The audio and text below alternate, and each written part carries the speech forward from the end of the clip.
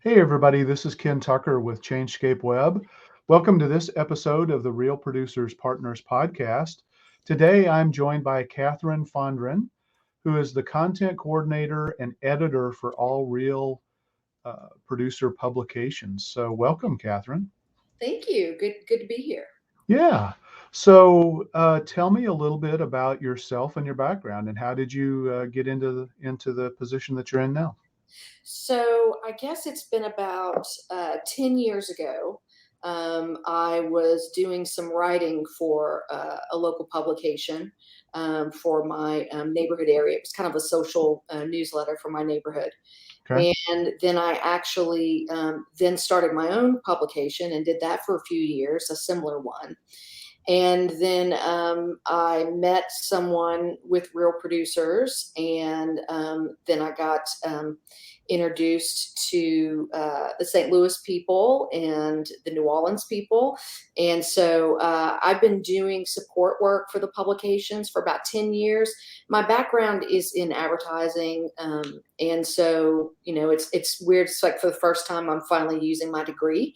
When I was 40 years old, I was a stay-at-home mom, and I found myself as a single mom, and I needed to kind of start over and reinvent myself in a career. So I went back to kind of the things again that I was prepared for when I was younger, and just kind of got into the magazine business. So I've been doing this, like I said, for about 10 years now. Okay. Wow. So say New Orleans for me again. New Orleans. You I'm say it from different. I know. I know. Yeah. I can't pronounce it that way. yeah. But yeah. So what all do you do for the publications then? And how many publications do you support? So I support, I believe, 12 publications now. Okay. Um, and I do a couple of what we call HOA publications. They're neighborhood magazines, Okay. but I mainly do Real Producers. And I work in Dallas, St. Louis, New Orleans, and also in the Triangle area in North Carolina, and Oklahoma City. And so um, what I do is the publisher will let me know kind of who we want to feature. Usually they tell me who the features are going to be in the publication, what realtors are kind of up and coming, or just really some rock star agents in the area. And also, we highlight partners as well. And so they'll let me know. Now there's one market that I'm in that I kind of have to go out and find some of these people. And that's Oklahoma. I am located in Oklahoma. And so I'm able to do that. But basically, they send me the features, and then I'll reach out to the features and I'll coordinate the photo shoots and the interviews for the actual article. And then I'll kind of be the support person and kind of monitor them and be with them every step of the way until the end.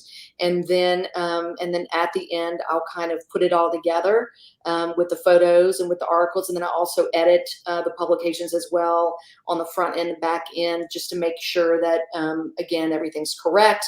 And then that we have, everything's laid out nicely. There's certain photos that work better in certain places than others. Sure. And so that's pretty much what I do in a nutshell. Okay. That's a lot. It is a lot. I'm So like a what jack do you, of all trades here. So yeah. So what do you like best about all of those things? the stories about the people, Okay. when I had my own publication, I mainly was responsible for the business side and for, selling the ads for the publication and that kind of thing. But what I really loved was the stories, and just the interesting, relationships that can be fostered in some of these areas, things that people have in common that they may not know they have in common. And then they read a story in the magazine and say, "Oh, wait, I'm from here. I grew up here," or I was widowed a few years ago, as well. And so anyway, a lot of that relational stuff. I love hearing the stories of the real estate agents, and a lot of them have really different stories. A lot of them weren't initially in real estate. It wasn't like that was their lifelong dream, was to be Right. an agent. It may be something that they kind of thought about, but then ultimately, they may have been doing something completely different. And then got into this industry in one way or another, and now they're just rocking it. And I love seeing that. I've seen so many people where real estate is just their niche, but they don't discover it until later in life. So that's Yeah. what I love best about what I do. And just visually, I like the design. I like being able to pick out, design the articles in a way and just see it all come together at the end. So. Yeah. Yeah. So you're working on 12 concurrent publications just for real producers, doing all of that. I think out of those, I'm doing 9 real producers, Okay. doing all of that, and different ones work different ways. But yeah, that's pretty much what I'm doing. Okay. Yeah. Interesting.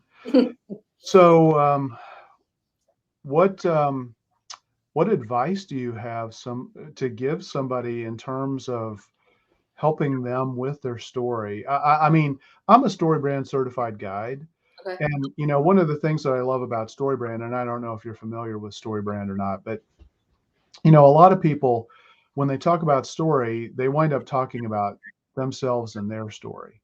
What I love about StoryBrand is it flips that on its head and it says, no, you're the guide. The hero of the story is your customer. Mhm. And so it looks at it, where the customer has a problem. They're looking for a guide who can help them achieve an outcome, a positive outcome, and avoid a negative outcome. Mhm. And that's how you kind of build the story for a brand using StoryBrand's brand script approach. But in real estate, I don't know if many realtors think along those lines. What are your thoughts on that? Well, I think the first instinct for a lot of the agents that we feature is to, tell about what they do, to tell about how they help people, and what makes things different. What I like to know and what I want to hear is their story, their background. To me, that's the most interesting thing. How did they start out? What were their influences, growing up? What were their influences that led them to where they are today? Who are their mentors, that kind of thing. Because what while we're telling these stories is we're inspiring, we're inspiring others, and we're, the agent maybe who's just starting out, or the agent who's kind of a rising star, which is kind of a monthly article that we feature, um, you know, needs to know how did this person do it, how did that person do it, and so we tell those stories, but that's what I kind of have to do is I do a little bit of writing. I'm not the writer on most of the publications that I work with, but I tell my writers, I'm like, I want to know the meat. I don't just want to know, and of our partners as well, like, that this, customer service, and I'm there for them when they need me. I want to hear about what makes you different, what makes you unique. There's a lot of real estate agents out there, and of course their experience and their numbers speak for themselves, but I want to know what makes you different and why should, because I find people know, that any given person knows at least, 3 real estate agents just as friends, or acquaintances. But I want to know really the meat of the story, and I want you to tell me what drives you. So that's pretty much what I like to see. Okay. So what do you like to do in your free time? Or do you even have any free I time? really don't. I don't have very much free time. I am heavily involved in competitive marching bands with Hmm, my children. okay. So we had our first big competition over the weekend, and they won. Yay! Uh, Yay. they won it all, which was great. I love to work out. I enjoy fitness. When I was living down in Louisiana, I love to sport fish, but I don't get to do that very often. I love football. I have my own fantasy football league of all ladies. And I have a book club. So I try to keep busy, low key. I Yeah. used to play golf in another life, but 4 hours a day just isn't enough. I don't have that free time.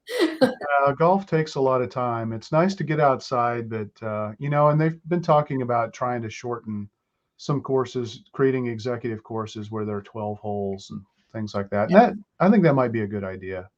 Yes, yes. I started out as a 9-holer when my kids were small, and because I didn't have time, and so Yeah. I really should get out and do some of that. The weather's been nice here, so but yeah, it's golf is a great game, but you've got to work at it. You've got to do it, pretty regularly. And like I said, in my old life, I was able to do that, but nowadays I can't. Yeah, definitely. Yeah. So, how long have you been in the Tulsa area? So I've been in the Tulsa area about 15 years. Okay. We relocated here with the oil field. I was born and raised in South Louisiana. But it's interesting because my grandfather is actually from the Tulsa area. Hmm. So it's kind of full circle for me. I don't have any family here now, but that's what I come from, a town of 14,000 people in South Louisiana near New Orleans, the New Orleans area. And I love it, and I miss the culture, and I miss the food and all that stuff. But this is a good family place, and there's really some great opportunities for my kids. Yeah. I had a full scholarship to the University of Tulsa and turned it Oh, down. really? Yeah. Yeah. Wow. Yeah. It was to study petroleum engineering, and Okay. I decided that wasn't really what I wanted to do. So I stayed in Springfield, Missouri, where I grew up. So got Okay. my undergraduate and graduate degrees there. So Missouri State. But Well, we love going to Branson. Me and the kids go there a few times a year, so yeah, we go through Springfield, go down. yeah, yeah. I used to go to Tulsa a lot. I had several of my best friends from high school all went ahead and went down there. So I've made several trips down there. Okay. Beautiful city.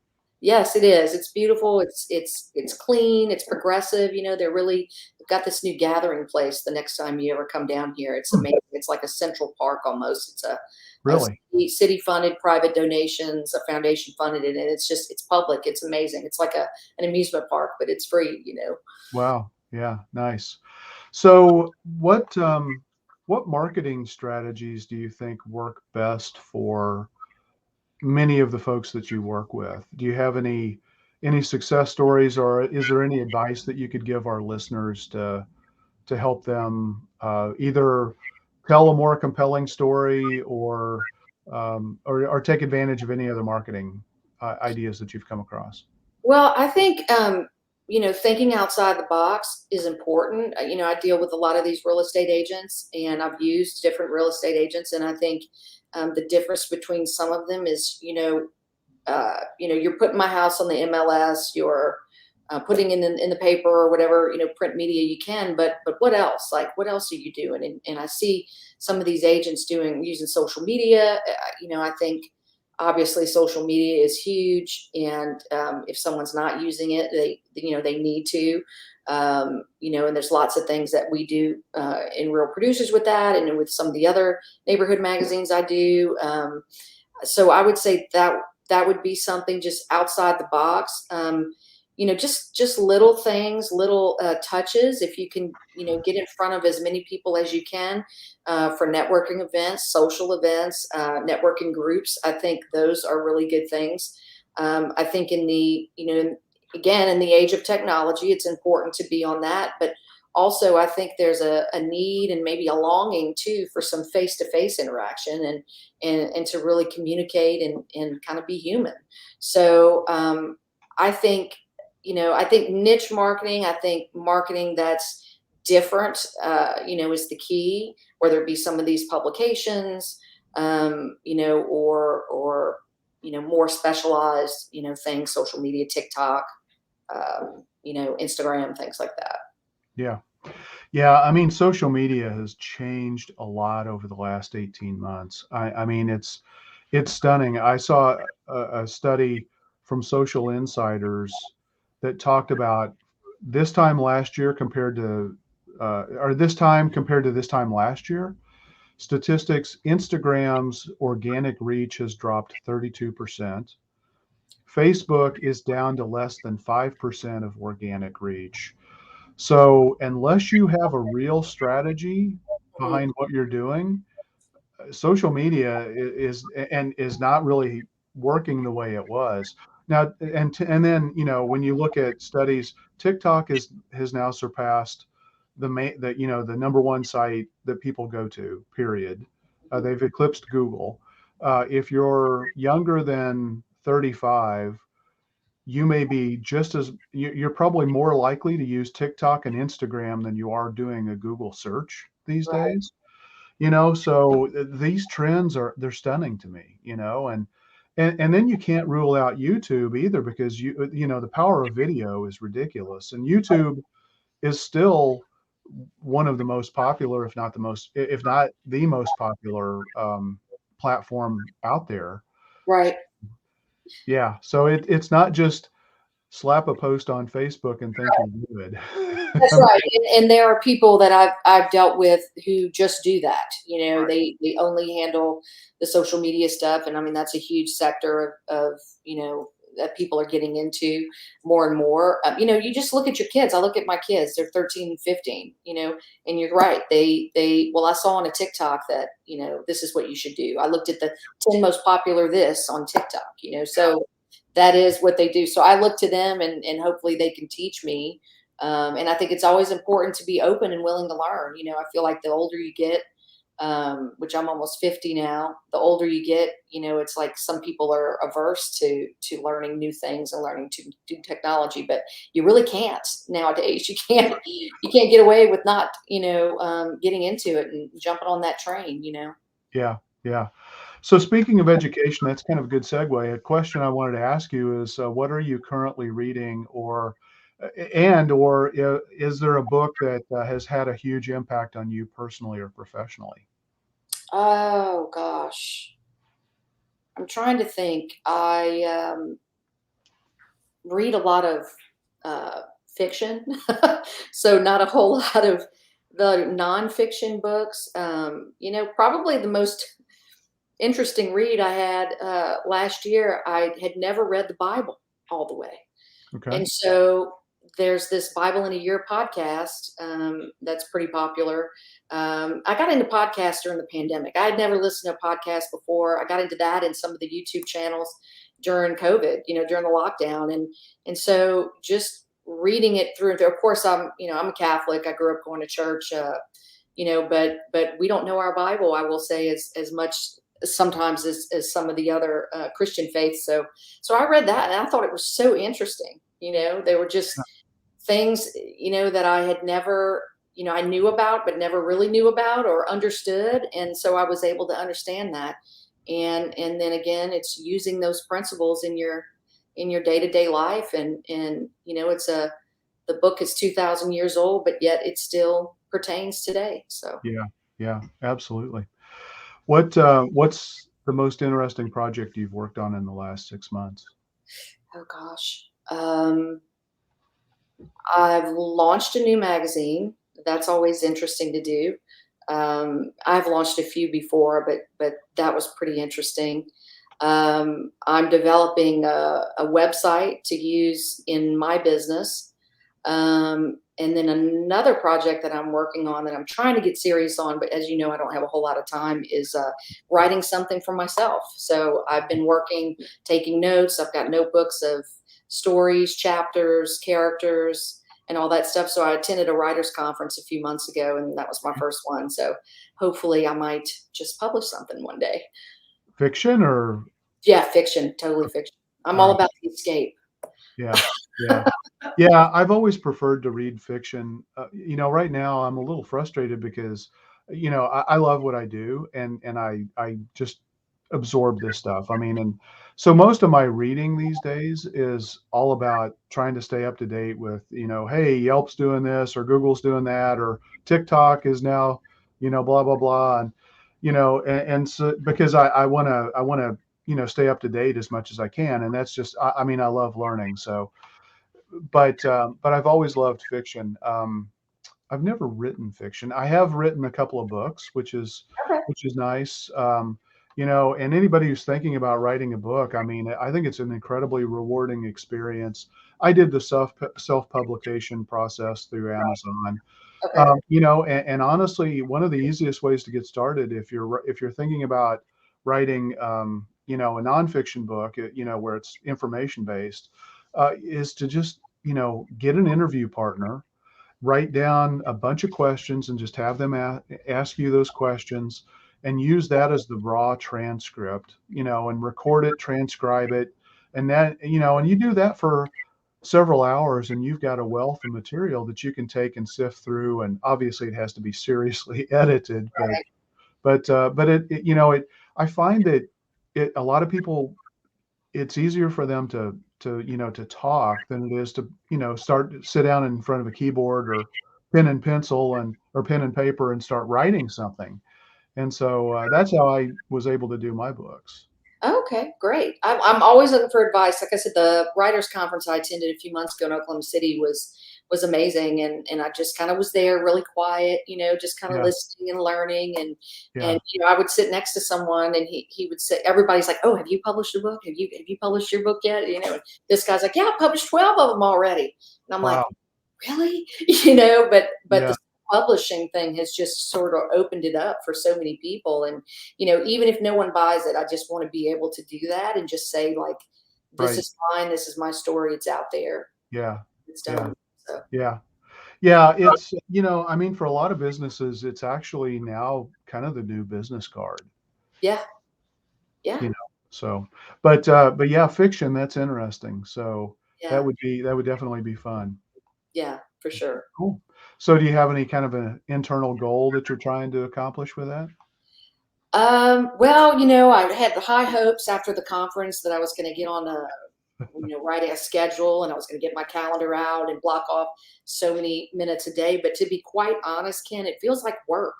When I try to sit down and start writing for myself, it just feels like work because Yeah, I kind of work with copy all day, and I right. do some writing also for work. And so I'm just like, gosh, I just want to, I'm inspired, but I might do that. Have you seen the camp NaNoWriMo? It's No. it's a national thing, and every summer they do it, and I think they do it once or twice during the year. But it's a community of people that get together and write, and they write on a schedule, and then they can share ideas, they can hold each other accountable. And so there are some pretty, I can't think of them right now, but some bestsellers that have been published that way through this Hmm, NaNoWriMo camp thing. So okay. I would like to hopefully do that. That's kind of my main goal. I have some goals, with my business that I would like to support. A certain, I'm almost where I want to be with that. But I also, kind of want to have a balance, more of a work-life balance, because I do have two kids who are getting into some fun things in life, and I want to be there for them. So Yeah, definitely working on balance, with my life and my work. yeah, absolutely. What would be one thing that you would ask our watchers and listeners if they could help you out? Hmm. Um, Again, with your story, if we're doing a story on them, be honest. Be very honest about your experience and who you are and where you come from and where you want to be, not what you think other people might want to hear, or might be the right thing to say. I feel like, again, honesty in these stories make the best stories. So that would help me out. Of course, responding to the writers when they're trying to schedule an interview and the photographers, because unfortunately that's something I have to deal with sometimes. We are on deadlines, so we want to make sure we Right. meet all of our deadlines. Yeah, But I would say, just, on your story, just be genuine, and yeah, that it comes across that way. And that's a great thing to write about, is you. yeah. Well, I've talked to several photographers lately, and I know a lot of people are really self-conscious when they're doing a photo shoot and things like that. So is there, I mean, is there that same kind of parallel with people when they're thinking about being interviewed, do you think? Hmm. You mean like preparation? Well, just self-conscious, I mean, a lot of people aren't super comfortable talking about themselves, or, they don't think that people will care about, some of their backstory and history and things like that. I mean, do you find that or I find that a lot of people don't know what to say, or they're yeah, like, I don't think my life's very interesting, or what I do is, what I do, I love what I do, but, and so I think if you get them excited, right. it just depends on the interviewer. Again, I don't do a whole lot of writing anymore, but when I do, I try to make it as fun as possible. This is low stress. Try to be relatable. This is, and we of course let our people review their story to fact check it and make sure that everything is in there that they want to say. Yeah. Um, so sometimes we do have people that are reserved, but again, it's up to the writer to just kind of make them feel at ease. And we'll print, if they don't want to print something, we won't print it. But again, making them feel comfortable and the relevance of what that may be, kind of making them see, hey, I think that's a great story. You might want to include that because there may be a single mom who thought that it was too much, but then now she may realize, hey, this is something I can do on the side, and then eventually I can quit my day job and do real estate full time and fulfill the dreams for my family. So Yeah. Yeah. Awesome. Well, thanks, Catherine. I enjoyed our conversation. same here. Thank you. Thanks so much, and we'll talk to you soon. Okay. Thanks, All right. Ken. Thank you. All right. Bye bye. Goodbye.